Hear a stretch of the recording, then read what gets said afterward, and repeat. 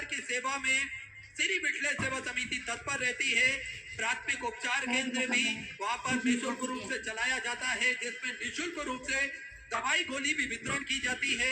साथ में भोजन भंडारा आप सभी को ज्ञात है, सभी भक्तों के लिए भोजन भंडारा पूर्णतः निःशुल्क रूप से वहां पर चलाया जाता है, जो कि सुचारू रूप से चल रहा है। एक भव्य भोजनशाला का निर्माण कार्य और चल रहा है। आप आजीवन भोजन भंडारे के सदस्यता ग्रहण कर सकते हैं और प्रति वर्ष साल में एक दिन आपके नाम से भोजन होगा और अपने पूर्वजों के नाम से जो भी नाम आप देंगे उन नाम से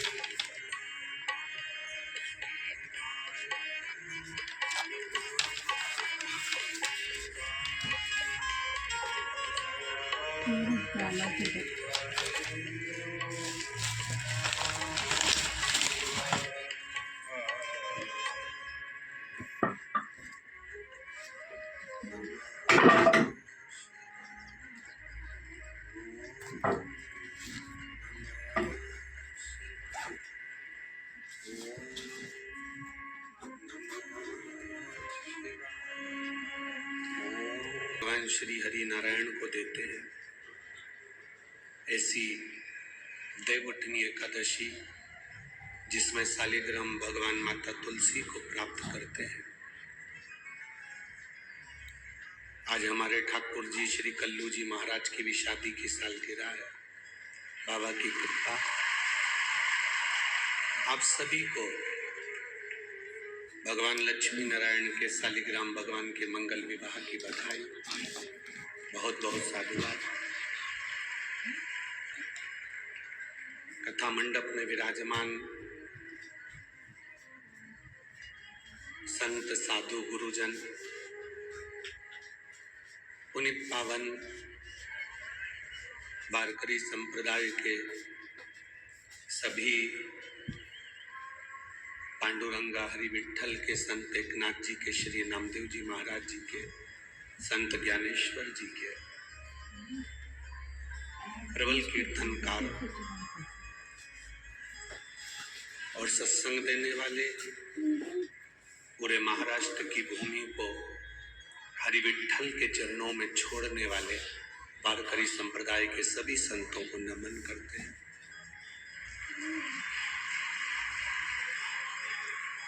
भगवान शिव की कृपा से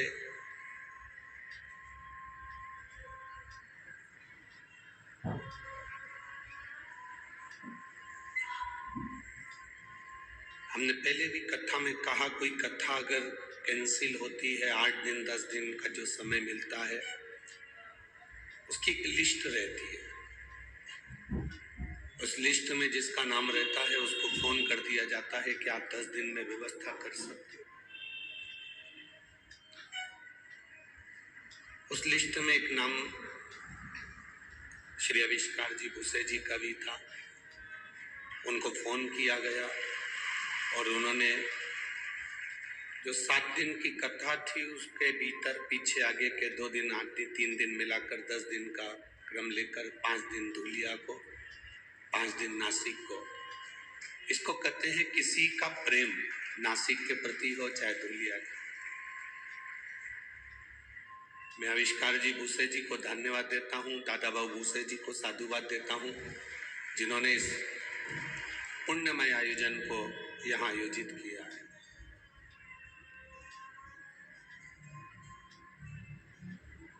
कोई राजनेता हो, कोई सत्ताधारी हो तो कुर्सी लगाकर बैठा रहता है, पर पहला राजनीति इससे है तो जनता में, भक्तों के बीच में खड़े रहते हैं और पूछते रहते हैं कि व्यवस्था में कोई तकलीफ हो तो बताओ। शिव कृपा है, उनकी उदारता।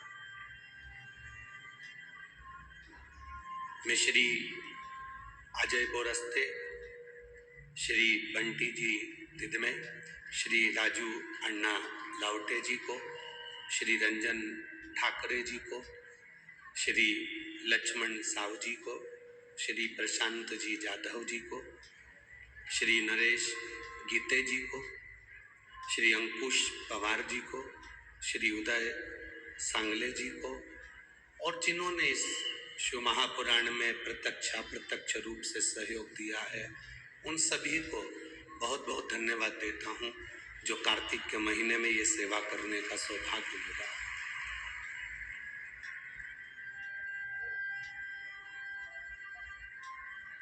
यदि बाबा ने आपका हाथ पकड़कर यहाँ बुलाया है और सेवा करवा रहे हैं, आप एक अन्न का दाना भी शिव के इन भक्तों को अगर खिला रहे हैं, एक पानी का पाउच भी अगर इनको दे रहे हैं, तो उसका फल मेरा देवाधिदेव महादेव 3 महीने क्या 1.5 महीने में आपको प्रदान कर देगा।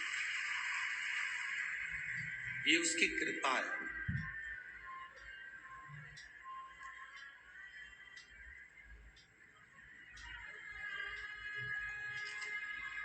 उसकी कृपा बिना नहीं होता। अन्नदान से बड़ा कोई दुनिया में दान नहीं, विद्यादान से बड़ा दुनिया में कोई दान नहीं, भगवत नाम के दान के बराबर दुनिया में कोई दान नहीं।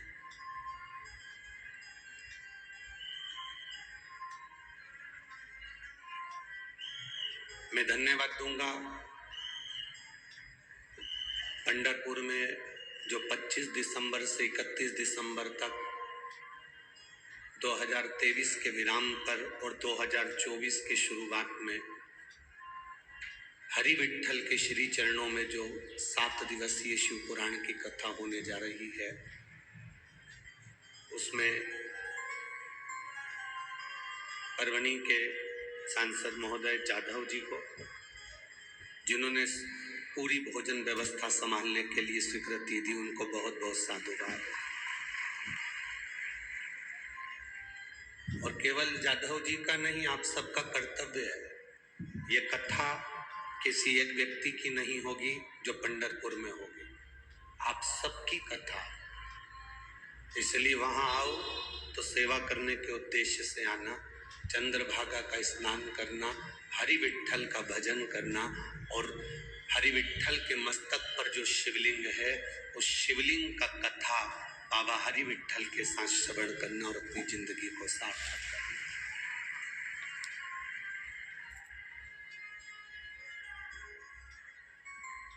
शिव कृपा के बिना कुछ भी संभव नहीं। महाराज,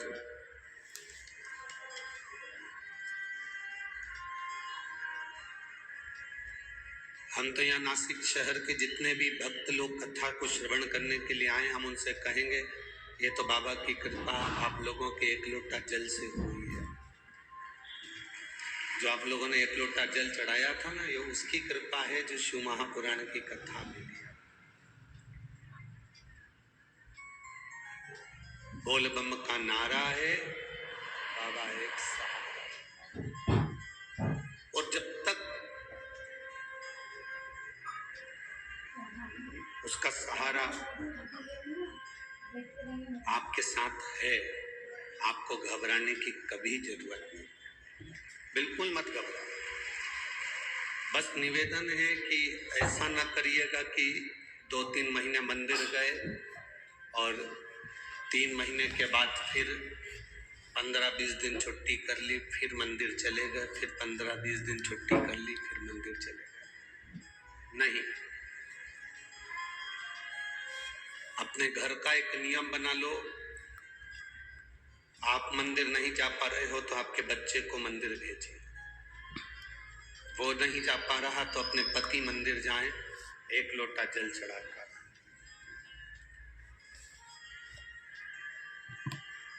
एक नियम बनाओ।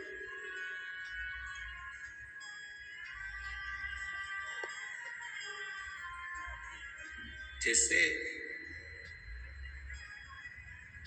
घर के दरवाजे में थोड़ी सी सरंग हो जाती है, घर का दरवाजा थोड़ा सा खुला रह जाता है, घर के दरवाजे में कोई जगह रह जाती है, घर के अंदर कोई खिड़की में कोई सरंग रह गई, कोई जगह रह गई, तो उसमें से चूहा अंदर घुस जाता है।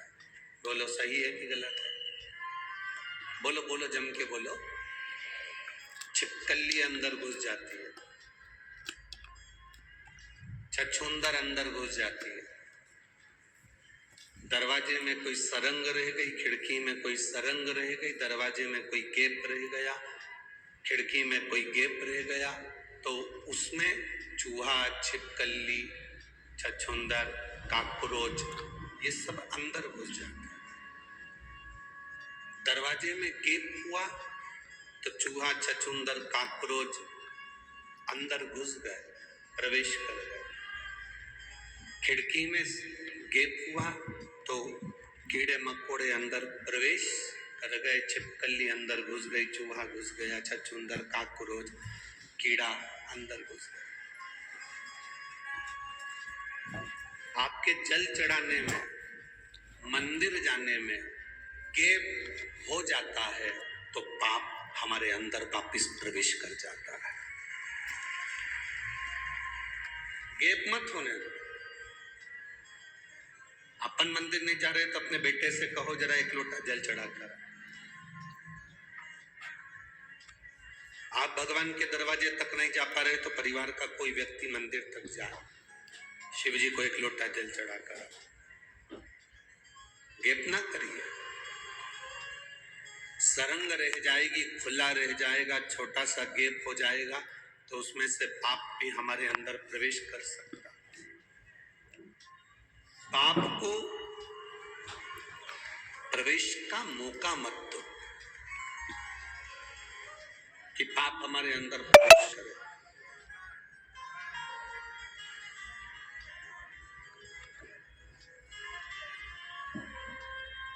अपने पुण्य का हिस्सेदार कोई नहीं होता, अपने पाप का हिस्सेदार कोई नहीं होता, सब हमारा ही है।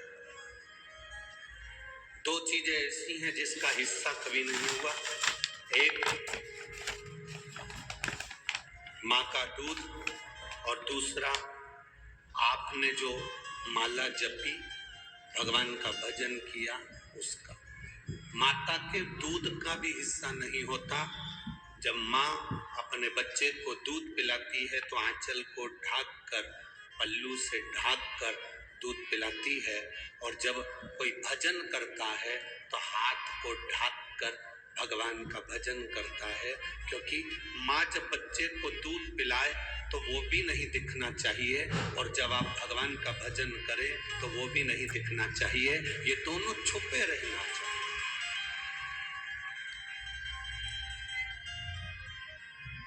माँ का दूध और माला,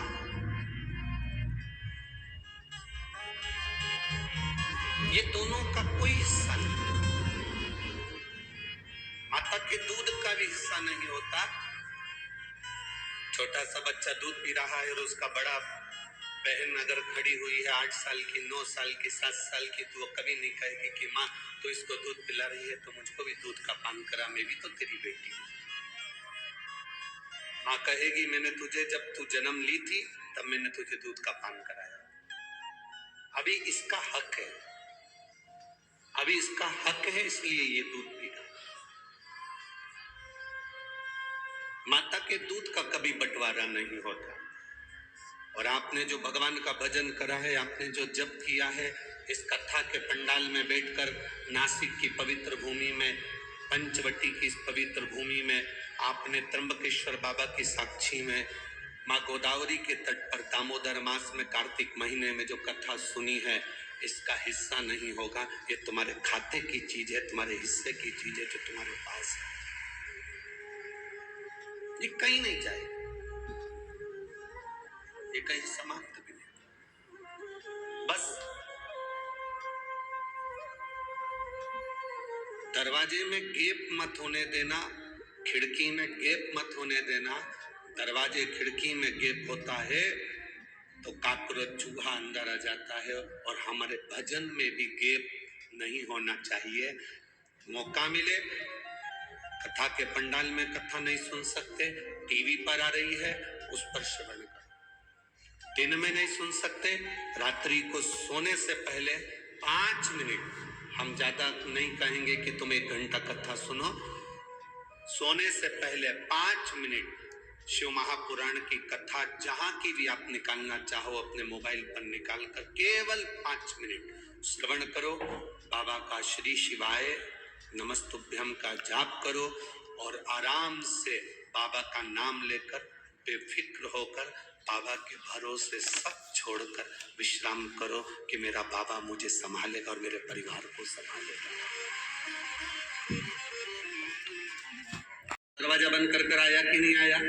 रसोई घर का दरवाजा बंद करा कि नहीं करा? बिल्ली घुस जाएगी, चूहा घुस जाएगा, ये काम करा कि नहीं करा? रात को आप बोलते हो लाइट बंद कर कर सोना, सारे हॉल की लाइट बंद करना, बाहर की लाइट बंद करना, पानी की मोटर बंद करी कि नहीं करी, ये काम करा कि नहीं करा, वो काम करा कि नहीं करा। आपकी सास भी आपसे कहती है, आप अपने बच्चों से कहते हो, कोई पति पत्नी से कहता है, पत्नी कभी पति से कहती है।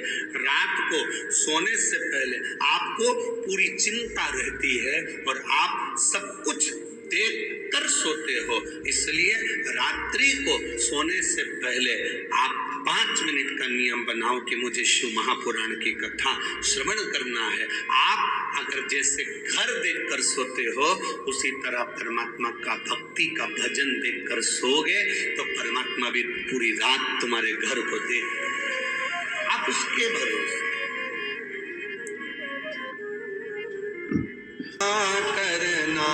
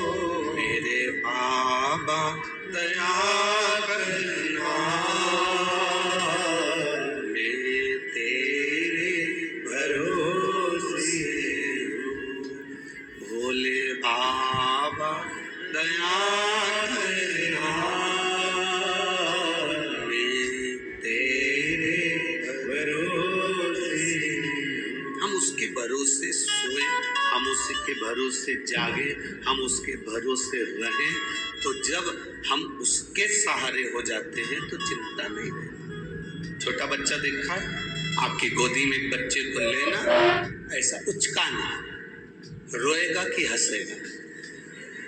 जम के तो बोलो, हंसेगा। क्यों? उसको मालूम है बड़ी बड़ी कुर्सियों पर, बड़ी बड़ी टेबल पर, पलंग पर बच्चा चढ़ता है। कब चढ़ता है? जब उसकी मम्मी, जब उसके पापा, जब उसकी माँ, जब उसके पिता उसके पास होते हैं, चढ़ता है, कूदता है। उसको मालूम है अगर मैं गिरूंगा तो मेरी माँ मुझे संभाल लेगी, मेरे पिता मुझे संभाल लेंगे।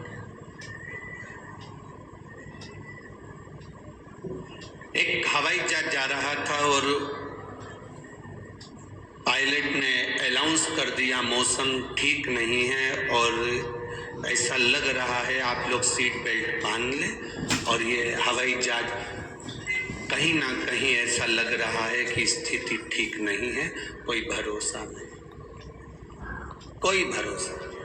सब ने सीट बेल्ट बांध लिया। हवाई जहाज चल रहा था। एक बच्ची 6 साल की गेम खेल रही थी, टॉफी खा रही थी।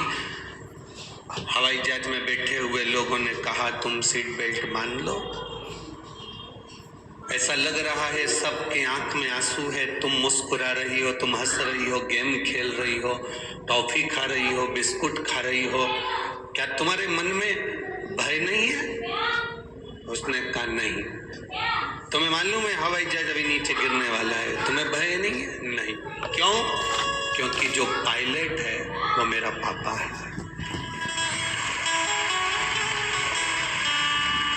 जब मेरा पिता हवाई जहाज चला रहा है तो ये मेरा विश्वास करता है, उसको मालूम है मेरी बेटी पीछे बैठी है, कुछ भी होगा वो सही जगह ही उतारे, मरने नहीं दे। ये विश्वास आपके भीतर होना चाहिए कि आपको, आपके परिवार को, आपकी जिंदगी को चलाने वाला देवाधिदेव महादेव वो मेरा बाबा बैठा हुआ है, तो आपको डूबने नहीं देगा। उनके नगर के लोग, उनकी कॉलोनी के लोग, उनके मोहल्ले के लोग, उनके क्षेत्र के लोग, उनके प्रदेश के लोग उनको अपशब्द कहते रहे। जब वो चले गया तब दुनिया को मालूम पड़ा कि संत तुकाराम जी क्या थे, संत ज्ञानेश्वर क्या थे, संत एकनाथ जी क्या थे, मीराबाई क्या थी, रामकृष्ण परमहंस क्या थे, श्रीमद वल्लभाचार्य जी क्या थे, श्री रामानुजाचार्य जी महाराज क्या थे, श्री निम्बकाचार्य जी महाराज क्या थे, उनको पहचाना फिर।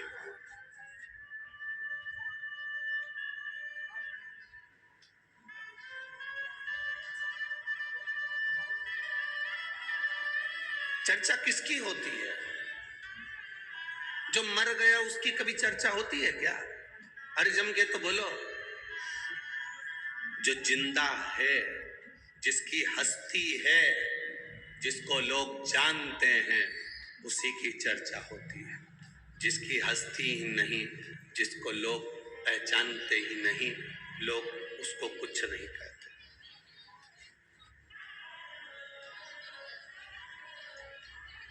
जितनी गाली दुनिया में किसी को नहीं पड़ती होगी, उतनी गाली बेचारे मोदी को पड़ती होगी।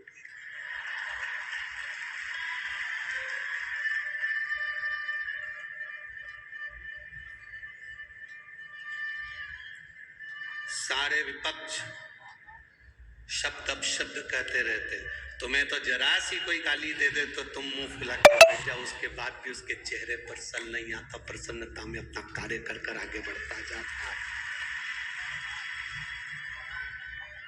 प्रसन्नता में कार्य कर कर आगे बढ़ते जाता। मुड़कर मत देखो कौन ने गाली दी है, कौन ने अपशब्द कहा, कौन ने ताना दिया, किसने क्या कहा। आप अपना कर्म करिए। अरे मत बुरे कर्म कर बंदे, वरना पछताएगा, भगवान की आंखों से तू बच नहीं पाएगा, तू बच नहीं पाएगा। अरे ओ अज्ञानी मत करना दानी, अरे ओ अज्ञानी मत करना दानी, तेरे कर्म का फल भी तू ही पाएगा, जैसा किया तूने तेरे आगे आएगा। मत बुरे कर्म कर बंदे, वरना पछताएगा, भगवान की आंखों से तू बच नहीं पाएगा, तू बच नहीं पाएगा। जो मिला हमें समय उसको हम क्यों गवाएं? व्यर्थ की बात कर कर, गाली देकर, अपशब्द कहकर, ताने देकर। असली संत, असली साधु गुरुजन जब जन्म लेता है तो उसको सबसे ज्यादा अपशब्द कहा जाता है, बहुत गालियां दी। तब तो निखरता है। सोने को तपाएंगे तो उसमें निखार आएगा।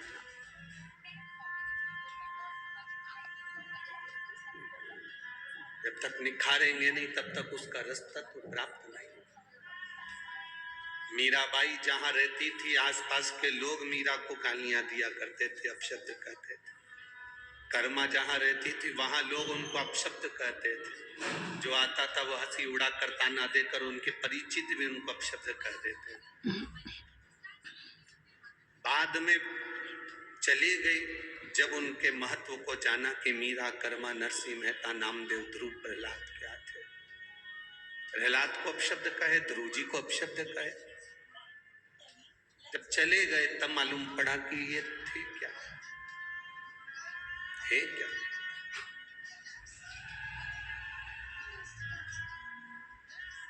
जीते जी पहचानना कठिन है। सास जिंदा है, उसका मन कर रहा है कि मुझे खीर बना के खिला दे। बहू से 4 बार बोल चुकी, खीर नहीं खिलाई। सास निपटी, खीर बनी। सास गई, खीर तैयार। अब सास को नहीं, उसका फोटो जो लगा हुआ है इस्माइल देता होगा, वो कंडा जलाकर, गाय की गोबरी जलाकर, उसको जलाने के बाद थोड़ी सी पूड़ी और खीर उसमें छोड़कर फिर प्रणाम। सास फोटो में विचार कर रही, मैं कहते कहते मर गई तो नहीं खिलाया। मरने के बाद पूड़ी और खीर को मिला के फोटो में चिपकाया। सास बेचारी सिर पे पल्लू डाली, फोटो में ऐसी कैसी मुस्कुराती रही, पूड़ी चिपकी रही। पूरे साल श्राद्ध आई तब पूड़ी और खीर निकली, अगले साल की फिर चिपकी।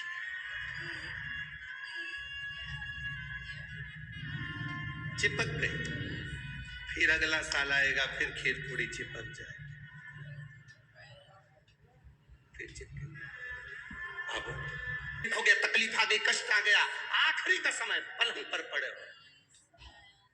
अब अंदाजा लगाना कौन कितना समय दे रहा है। बेटियां भी बांट लेती हैं, तू मम्मी को देखने कब जाएगी, तू 8 दिन चली जाना, फिर पीछे के 8 दिन में चली जाऊंगी क्योंकि बच्चों की एग्जाम है। भैया, बड़े भैया को कहा तुम चले जा, छोटे ने कहा कि एक काम करना, 8 दिन में हॉस्पिटल में रह लूंगा, 8 दिन तुम रह लेना। जिसको तुमने समय दिया पूरी जिंदगी, पड़ोसियों को समय दिया, वो कौन से हॉस्पिटल में बैठ गए। जिसको समय दिया आजमा कर देखना, तुम पर जब दुख आता है, उस दुख की घड़ी में जितने रिश्तेदार सब मोड़ कर बैठ जाते हैं। और जिसको तुमने समय नहीं दिया, मेरे देव अधिदेव महादेव को, मेरे शिव को, मेरे बाबा को, जिसको तुमने समय नहीं दिया, केवल एक जरा सा समय दिया था, 1 लोटा जल चढ़ाना है। अपने नासिक में शिव पुराण की कथा हुई, जैसे भिंड में होने जा रही है 28 तारीख से, फिर जलगांव में होने जा रही है 5 तारीख से। ऐसे तुम अपने नजदीक में अगर शिव पुराण हो रही है, अपने नजदीक में शिवालय है, जहां तुम अपना समय दे रहे हो, ये समय तुम अपनी डायरी में लिखकर जरूर रखना कि मैं 1 घंटे पहले कथा में पहुंची थी, वहां पहुंचकर मैंने श्री शिवाय नमस्तुभ्यम का जप किया, प्यासे को पानी पिलाया, घर से 4 रोटी बनाकर ले गई थी, अचार का फिंगर बनाकर, पुंगा बनाकर, गुट्टा बनाकर अपनी अपनी पड़ोसन को दे दिया था। उन्हें खाया, पानी पिया, उसका पुण्य मेरे खाते में है।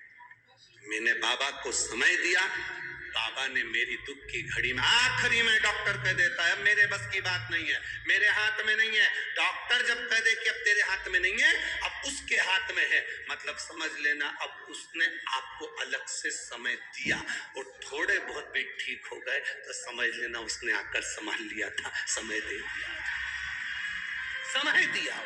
कुछ भी हो जाए, ये गौतम ऋषि मेरी आंखों में, अहिल्या और गौतम ऋषि हमारी आंखों में खटक रहे।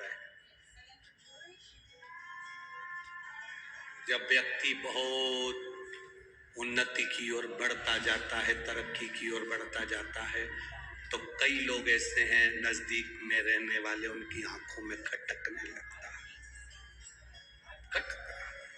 रोज रोज शंकर जी के मंदिर में जल चढ़ाने जाओ तो तुम खटकने लगोगे लोगों को। ये चल्दी सियोर वाला महाराज की चेली, ये देखो हो गई पागल, ये भी टीवी पे कथा सुन सुन। ये चल दी पानी चढ़ाने के लिए, ये चल दी जल चढ़ाने के लिए। आग लगे बस्ती में, क्या किसको रोइए, चादर तान के कहने दो, बोलने दो।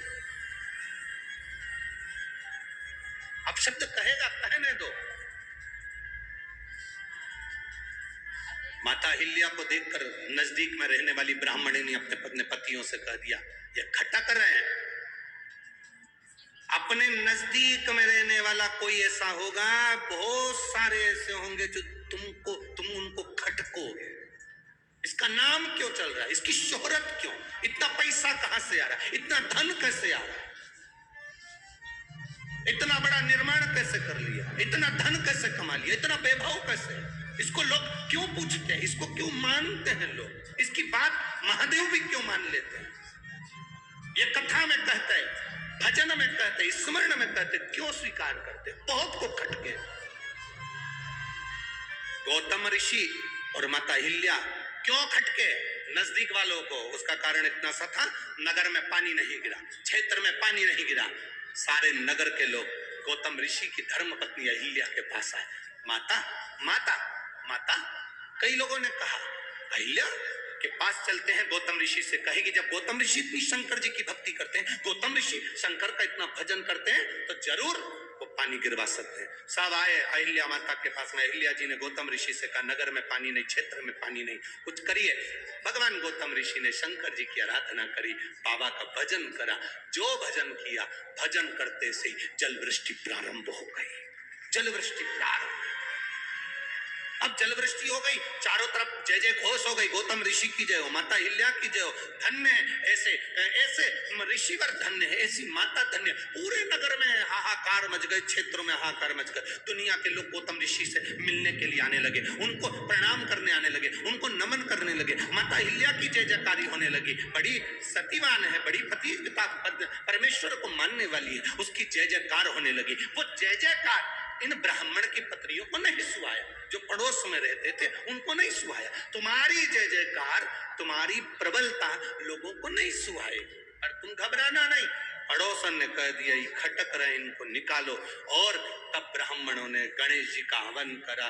गणेश जी आए, कहा इन पर तुम गौ हत्या का दोष लगा दो। गणेश जी बोले, ऐसा मत करो। क्यों कर रहे, उसने क्या बिगाड़ा तुम्हारा, कुछ तुम्हारे गाली दी, अपशब्द कहा, कभी तुमसे मिला, कभी तुमसे आड़ा टेढ़ा कहा, कभी तुम्हारा मिलन हुआ, कभी तुम्हारे लिए उसने कुछ अपशब्द कह दिया, नहीं, तो फिर तुम क्यों कह रहे हो। नहीं, हमको खटक रहा, हमको खटक रहा, हमको ठीक नहीं, हमको श्रेष्ठ नहीं लगा, ये हमें खटक रहा।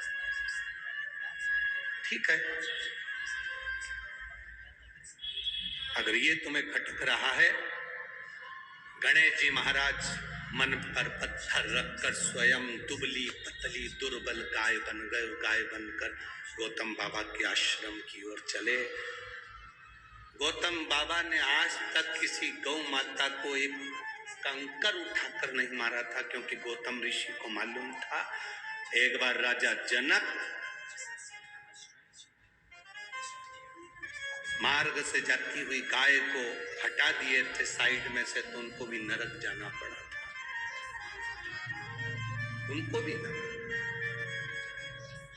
आने लगी तो हमने छोटी सी एक हल्की सी दुर्बा कतराड़, छोटा सा, इतना छोटी दुर्बा पतली गाय को बस ऐसा करा और गाय थोड़ी सी आगे बढ़ी और प्राण छूट गए। सारे ब्राह्मण ब्राह्मण इकट्ठे हो गए, ये गौतम बाबा की गौ हत्या कर दी, इनको धक्के मारकर निकाल दो। निकालने की तैयारी हो गई, अब शब्द कहा, गौतम ऋषि की आंख में जल भर गए। अहिल्या देवी रोने लगी। अहिल्या जब रोई तब गौतम ऋषि ने कहा, कहाँ जाएंगे। अहिल्या कहती है, आप चिंता ना करो, वो है जिसको हमने समय दिया, वो हमारा समय संभालने के लिए जरूर आएगा। हाँ, इन पर तुम गौ हत्या का दोष लगा दो। गणेश जी बोले ऐसा मत करो। क्यों कर रहे? उसने क्या बिगाड़ा तुम्हारा? कुछ तुम्हारे गाली दी, अपशब्द कहा, कभी तुमसे मिला, कभी तुमसे आड़ा टेढ़ा कहा, कभी तुम्हारा मिलन हुआ, कभी तुम्हारे लिए उसने कुछ अपशब्द कह दिया? नहीं, तो फिर तुम क्यों कह रहे हो? नहीं, हमको खटक रहा, हमको खटक रहा, हमको ठीक नहीं, हमको श्रेष्ठ नहीं लगा, ये हमें खटक रहा। ठीक है, अगर ये तुम्हें खटक रहा है, गणेश जी महाराज मन पर पत्थर रखकर स्वयं दुबली पतली दुर्बल गाय बन गए और गाय बनकर गौतम बाबा के आश्रम की ओर चले। गौतम बाबा ने आज तक किसी गौ माता को एक कंकर उठाकर नहीं मारा था, क्योंकि गौतम ऋषि को मालूम था एक बार राजा जनक मार्ग से जाती हुई गाय को हटा दिए थे साइड में से, तो उनको भी नरक जाना पड़ा था, उनको भी। अब उनके स्मरण में है गौ माता की भक्ति किसको कहते हैं, उन्होंने नहीं उठाया। पर गाय जब नजदीक की ओर आने लगी, जहां शिवलिंग था उस शिवलिंग के पास में गौ माता आने लगी, तो उन्हें छोटी सी एक हल्की सी दुर्बा कतराड़, छोटा सा, इतना छोटी दुर्बा पतली गाय को बस ऐसा करा और गाय थोड़ी सी आगे बढ़ी और प्राण छूट गए। सारे ब्राह्मण ब्राह्मण इकट्ठे हो गए, ये गौतम बाबा की गौ हत्या कर दी, इनको धक्के मारकर निकाल दो। निकालने की तैयारी हो गई, अब शब्द कहा, गौतम ऋषि की आंख में जल भर गए। अहिल्या देवी रोने लगी। अहिल्या जब रोई तब गौतम ऋषि ने कहा, कहाँ जाएंगे? अहिल्या कहती है, आप चिंता ना करो, वो है जिसको हमने समय दिया, वो हमारा समय संभालने के लिए जरूर आएगा, वो है, संभालेगा। जिन ब्राह्मणों ने गाली दी, जिन ब्राह्मणों की पत्नियों ने शब्द कहा, गौतम ऋषि उन ब्राह्मणों के घर गए, प्रणाम किया। आप बताओ गौ हत्या का दोष कैसे मिटेगा? 1000 वर्ष तक तुम्हें तप करना पड़ेगा, साधना करना पड़ेगी, भूखा रहना पड़ेगा, भोजन नहीं करना है, गोबर पर लिपे हुए पर बैठकर तप साधना करनी है, जंगल में रहना पड़ेगा, और गंगा को अपने घर तक लेकर आना पड़ेगा, तब तुम्हारा ये पाप ब्रह्म हत्या का, गौ हत्या का कटेगा। गौतम ऋषि ने स्वीकार कर लिया, मैं सारे तीर्थ करूंगा, तीर्थ कर कर बाद में तप करूंगा, 1000 वर्ष तक गंगा को लेकर आऊंगा। अब उन्होंने तो कहा था गंगा को लोटे में लिया ना, पर इनने समझा गंगा को यही लाना पड़ेगा। बैठ गए तप साधना करने के लिए। 1000 वर्ष निकल गए, शंकर भगवान प्रकट होकर सामने खड़े हो गए। मांग गौतम बाबा, क्या चाहिए गौतम ऋषि? अहिल्या तुझे क्या चाहिए? गौतम ऋषि सम्मुख, गौतम ऋषि, शिव जी कह रहे हैं मांगो, गौतम ऋषि कहते हैं बस कृपा करो, गंगा लाना है यहाँ, इतनी सी बात। शंकर जी ने कहा, पहले मेरा मन कर रहा है कि जिसने तेरे पर झूठा इल्जाम लगाया उनको मैं पूर्ण तरह से बर्बाद कर दूं। जिन्होंने तेरे ऊपर गलत इल्जाम लगाया मैं उनको श्राप देना चाहता हूं। इतने में गौतम ऋषि की पत्नी अहिल्या चरण में पड़ गई। ना ना बाबा, बाबा ना, बाबा ना, ना। अरे उन्होंने तुमको ब्राह्मण पे गौ हत्या लगा दी, मैं उनको श्राप देने के लिए तैयार हूं। अभी हाथ में शंकर जी ने चल लिया गंगा का श्राप देने। मां अहिल्या चरणों में पड़ गई। मां, बाबा ना, बाबा ना, मैं तुम्हारे हाथ जोड़ती हूँ बाबा, हमारा पुण्य इतना हमने करा, उसका ये फल मिलेगा कि ब्राह्मण की पत्नियों और पतियों को श्राप? ना बाबा, बाबा ना। चरण पकड़ लिया अहिल्या ने भोलेनाथ के। बाबा रुको, बाबा कह रहे हैं उन्होंने गालियां दी, अपशब्द कहे, ताने दिए, गौ हत्या का दोष लगाया, तुम उनको श्राप नहीं देने दे रही? नहीं बाबा, मैं श्राप नहीं देने दूंगी। क्यों? क्योंकि बाबा अगर वो हम पर दोष नहीं लगाते, गाली नहीं देते, ताना नहीं देते, गौ हत्या नहीं लगती तो आप भी तो नहीं आते, आप भी तो नहीं आते। जब हमको गालियां पड़ी, जब अपशब्द कहे, ताना दिया, आना टेढ़ा कहा, जब हमारे ऊपर दोष पर दोष लगाए, हम भक्ति में डूबे रहे, तभी तो आपका दर्शन हुआ है ना बाबा। अगर वो नहीं होते तो आपका दर्शन कैसे होता बाबा। बस आप मिल गए ना बाबा, उनको छोड़ो, आप तो गंगा को लाइए। शंकर भगवान ने 7 जटा में से 7 केश को ऊंचा किया, गंगा की धार गोदावरी बनकर निकल कर प्रकट हो गई। गोदावरी भागीरथ बाबा गंगा को लाए थे और गौतम बाबा गंगा को लाए थे। भागीरथ बाबा जिस गंगा को लेकर आए उसको भागीरथी कहा गया, और गौतम बाबा जिस गंगा को लेकर आए उसको गोदावरी कहा गया। भागीरथ बाबा जिसको लेकर आए उसे भागीरथी कहते थे, और गौतम बाबा जिसको लेकर आए उसको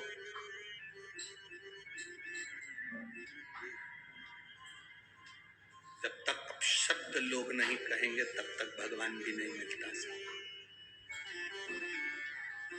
आड़ा टेढ़ा कहेंगे तुम्हारा मन हटेगा, अपशब्दों से दिल कछोटेगा, तब तो भगवान के पास जाओगे, तब तो भगवान के पास जाओगे।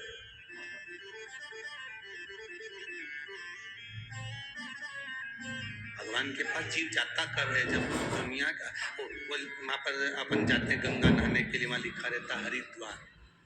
क्या लिखा है? बोलो बोलो, जम के बोलो। हरिद्वार। हरिद्वार का मतलब क्या होता है? जब अपना द्वार बंद हो जाए तो हरि का द्वार खुला है। अपने द्वार से जब धक्का दे दिया जाए तो हरि का द्वार खुला है। अपना द्वार बंद हो जाए तो हरि का द्वार खुला है। उसका नाम हरि द्वार। तुम्हें सब ठुकरा दे तब उसके पास जाओ, सब धक्का दे दे तब उसके नजदीक, सब अपशब्द कर दे तब उसके करीब में जाओ। और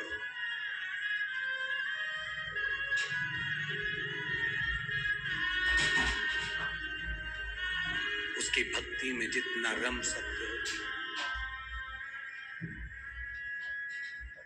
शिव कथा करते जो शंकर मंदिर जाता जीवन में बड़ा सुख पाता है।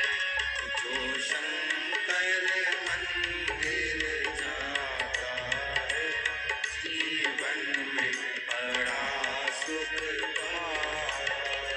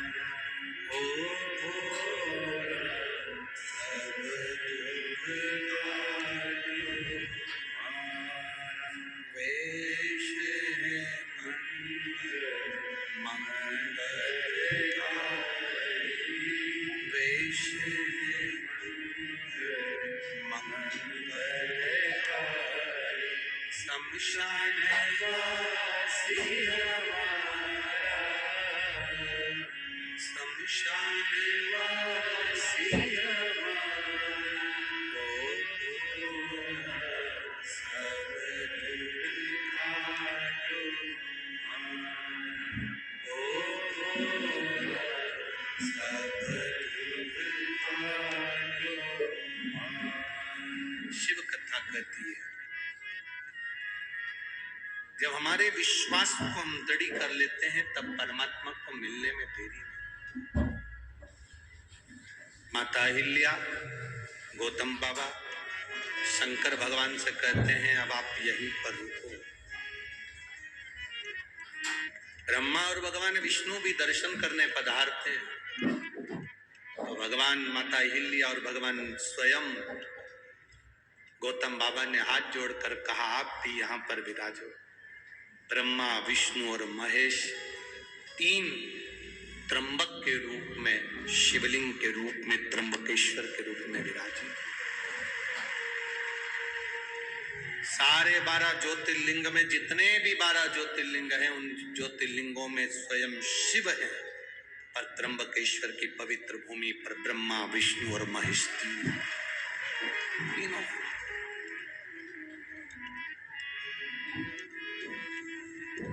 कितने किस्मत वाले हो जी आप लोग। आपके भाग्य की सराहना हो कि त्र्यंबकेश्वर की पवित्र भूमि के नजदीक में रह रहे हो। अपने अपने घर जाकर एक बार राइनोन से नजर उतरवा लेना। ये शिव की कृपा है, ये बाबा की करुणा है। आप अगर शंकर के नजदीक में हैं तो आप भाग्यशाली हैं।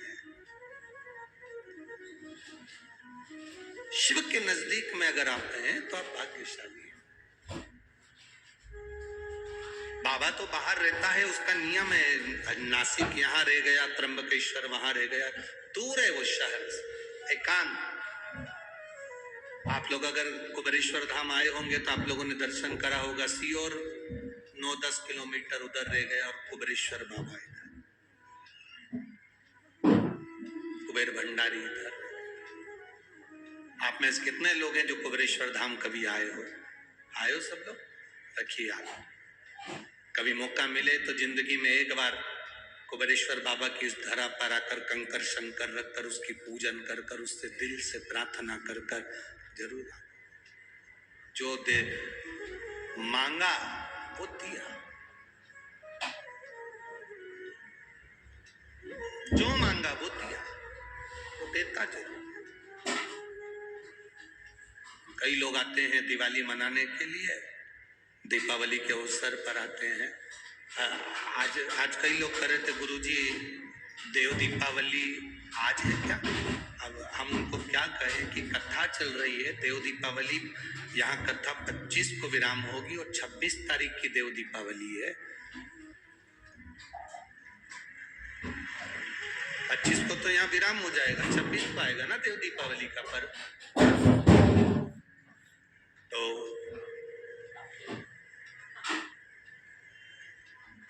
बाबा क्या देता है ये आपको मालूम पड़ेगा। आपको कल कथा में कहा था देव दीपावली के दिन 7 दीप 7 पुष्प का पूजन अवश्य करें, खजाना लुटाता है। जैसे हमारे यहाँ कुबेरेश्वर धाम पर दिवाली के दूसरे दिन सुबह 9 बजे से 12-1 बजे तक खजाने का काम रहता है। बाबा का जो दीपावली का खजाना रहता है वो लुटाया जाता है, वो दिया जाता है। लोग उसको लेने के लिए दीपावली की रात्रि को वहां पहुंचते हैं, विश्राम करते हैं, लेते हैं, फिर उसको अपनी अलमारी तिजोरी में रोक रख ले, फिर पहुंच जाते हैं अगले साल। बाबा इतना भर देता है, फिर पहुंचते। शिव कृपा है, शंकर। एक पत्र आया है, मेरा नाम रुपेश आहिर है, मैं नासिक में राणा प्रताप चौक सिड़कों का निवासी। कहीं बैठे हो तो हाथ हिला सकते हैं, अगर कहीं बैठे हो तो हाथ हिला सकते हैं। मेरा नाम रुपेश आहिर है, नासिक में राणा प्रताप चौक सिड़कों का निवासी हूँ। कहीं बैठे हो तो हाथ हिला सकते हैं, अगर कहीं बैठे हो। इधर बैठे हैं क्या? दिख रहा है आपको? चैनल में आए? बच्चा लाए हैं क्या साथ में? बाबू आया है उनका? नहीं लाए? लाए हैं, बच्चे को लाए हैं, उसको बुलाओ, यहीं से ले लो उसको। हाँ बुला लो यहाँ से। मेरा नाम रुपेश आहिर, नासिक आहिर है, नासिक में राणा प्रताप चौक सिड़कों का निवासी हूँ। मेरा लड़का गौरांश आहिर है, 2.5 साल का है। 5 महीने पहले उसको कैंसर हो गया। कैंसर इतना प्रबल हुआ कि संभलने का मौका नहीं दे पा रहा। हम लोग बहुत डर गए। 2.5 साल के बच्चे को 5 महीने पहले जो कैंसर हुआ वो बहुत विचित्र था। हमारी पड़ोसन रोज 1 लोटा जल चढ़ाने शिव मंदिर जाती है और वो बहुत तेज तेज चिल्ला कर कहती है श्री शिवाय नमस्तुभ्यं। हम हमने उससे पूछा तो चिल्लाकर कहती है श्री शिवाय नमस्तुभ्यम, ये क्या है? उसने कहा ये सीहोर वाला महाराज कथा करता है, इस मंत्र का जाप बताता है, हम वही जपते हैं। सीहोर कहाँ? आप जाएंगे उज्जैन तो सीहोर सर्च करेंगे, पहुंच जाएंगे। हमने कहा हम सीहोर नहीं जा सकते क्योंकि बेटे को तो अभी कैंसर हो गया, पर बाबा का नाम लेकर मैं कथा जरूर सुनूंगा। चैनल चालू करा, कथा सुनना प्रारंभ करा। डॉक्टर के हिसाब से कैंसर बड़ा विचित्र था, करें क्या? डॉक्टर से कहा कि इस छोटे से बच्चे का कैंसर का कहीं ऑपरेशन करना या अन्य चीजें करना बहुत कठिन है। तब डॉक्टर से कहा आप तो थोड़ी दवाई दे दो, बच्चा छोटा है, 2.5 साल का है, कैसे संभालेगा? अब श्री शिवाय नमस्तुभ्यम कहना प्रारंभ करा, शिव जी को एक लोटा जल चढ़ाना चालू करा, बेटे को ले जाकर शंकर जी को आप कथा में कहते हो उसके भरोसे रहो। मेरे बाबा दया करना तेरे, बच्चे को हमने बाबा के सहारे छोड़ दिया कि अब ये तुम्हारी औलाद, तुम्हारी संतान, तुम संभालो। दूसरी बार हम डॉक्टर के पास चेक कराने गए तो कैंसर नील में आ गया। बच्चा आया, ला रहे हैं, बच्चा ला रहे हैं। अच्छा, बच्चा घर चले गया है, ठीक है ना बाबू? हाथ हिलाओ एक बार, श्री शिवाय।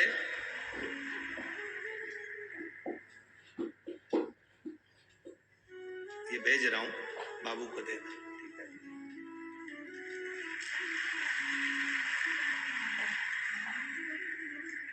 अब ठीक तो है? एक हाथ हिला दो एक बार। शिव कृपा बनी रहे। गुरुदेव, आप तो व्यासपीठ से कहते हो कथा, पर वो कथा नहीं रहती। गुरुदेव, वो मेरा बाबा खुद कहता है और सुनता है, शिव कथा, उसको सुनो। बैठिए इधर, श्री शिवाय नमस्ते। उसके भरोसे पर रहना, उसके सहारे रहना, उसके विश्वास पर दृढ़ रहना, ये बहुत जरूरी। जब तक हम उसके भरोसे पर नहीं रहेंगे तब तक वो साथ का।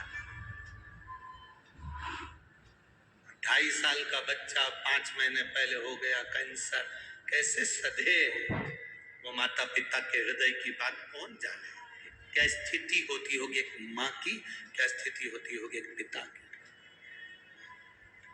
पर मेरे बाबा दया करना,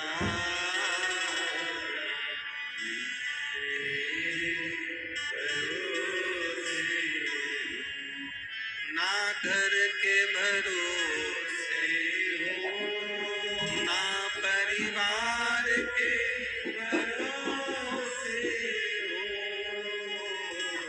मेरे बाबा दया करना,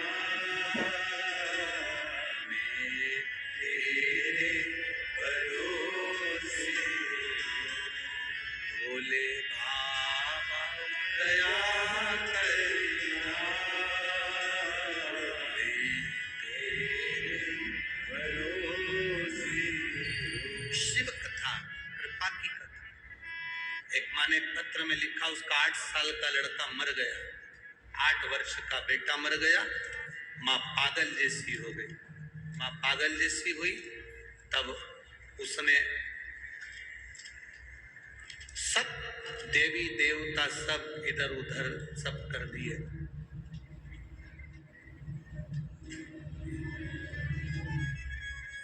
मैं मंगला ताराचंद महाले, मैं बाबा की का वर्णन करूं? मेरी बेटी किरण सोनवड़े सिडको, उसका 8 साल का एकलौता बेटा स्कूल में गिरने की वजह से मर गया। अंदरूनी चोट ज्यादा आई थी। 6 मार्च को उसका देहांत हुआ। बाबा, बेटी पागल जैसी हो गई, पूरा घर टूट गया। 4 घंटे के अंदर उसके प्राण चले गए। बाबा,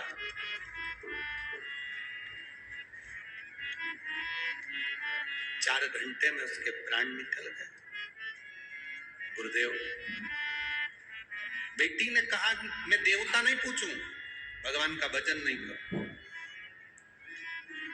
उसी तारीख को जब मेरा बेटा गया है, मुझे वो ही बेटा वापिस चाहिए तो मानू तेरे महादेव, तो जानू कि कुबेरेश्वर महादेव कुछ है, कथा में कुछ है। बाबा,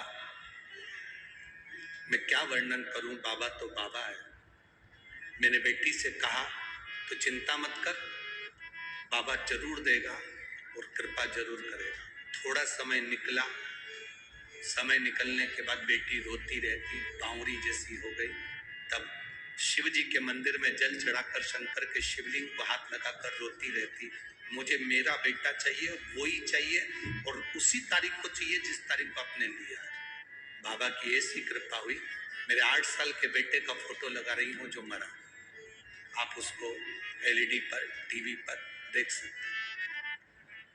मेरे 8 साल के बेटे का मैं फोटो लगा रही हूँ जो मरा, उसका फोटो लगा रही हूँ, जो स्कूल में गिर गया था और मर गया था। मैं बाबा का क्या गुणगान करूं। बाबा ने मुझे उसी तारीख को मेरा बेटा 1 साल में प्रदान कर दिया, जिसका फोटो मैं दूसरे नंबर पर लगा रही हूं, जिसका फोटो शिव कथा वो घटी है, उसका मैं फोटो लगा रही हूं, जो बेटा मुझे वापिस दिया है मेरे बाबा। अरे लुटा दिया मार काशी,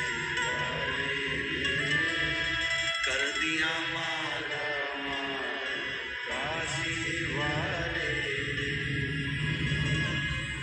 जो मांगा वो देता है, झोली वो भर देता है, जो मांगा वो देता है, झोली वो भर देता है, सबका साथ निभाता है, सबका साथ निभाता है, वो काशी का रखवाला है, वो काशी का रखवाला, जो मांगा वो दे दिया, भंडार भरना उसका।